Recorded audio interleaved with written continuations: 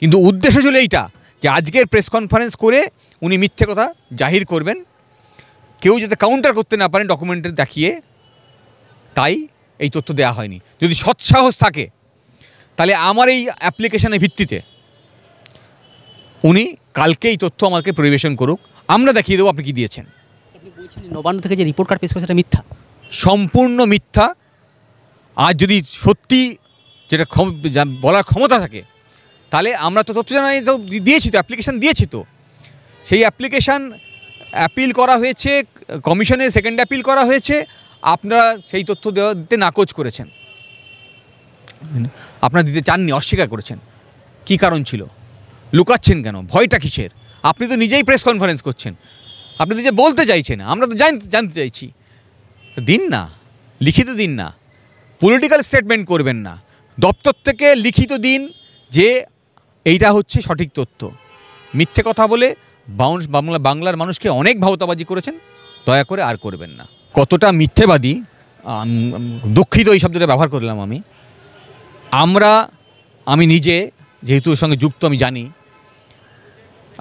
DYFI এর পক্ষ থেকে একটি আরটিআই করা হয় এবং সেই আরটিআইতে প্রতিটি দপ্তরে কতজনকে আপনি চাকরি দিয়েছেন 2011 সাল থেকে 2024 সাল পর্যন্ত তার পরিসংখ্যান চাওয়া হয় এবং কতজন পার্মানেন্ট পোস্টে, কতজন কন্ট্রাকচুয়ালি, তাও চাওয়া হয়।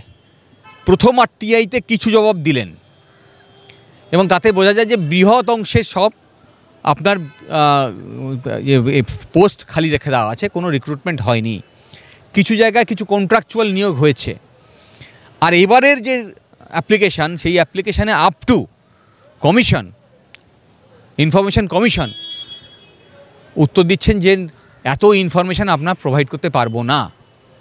আসলে এই সমস্ত তথ্য উনি গোপন করতে চাইছেন আজকের এই প্রেস কনফারেন্স করবেন বলে। যদি আমরা তথ্য থেকে দিতে হতো দপ্তর থেকে, তাহলে আজকের এই প্রেস কনফারেন্স উনি করতে পারতেন না। এই প্রেস কনফারেন্সে বসে মিথ্যে কথা বলবেন বলে তথ্য জানার আইনে অ্যাপ্লিকেশান করে ইনফরমেশন কমিশন পর্যন্ত যাওয়া হয়েছে, উনি তথ্য দেননি। আগামী দিনে নিশ্চয়ই আইনি পদক্ষেপ জানিয়ে আর আমরা নেব, রাস্তায় যা থাকার নিশ্চয়ই থাকবো আমরা।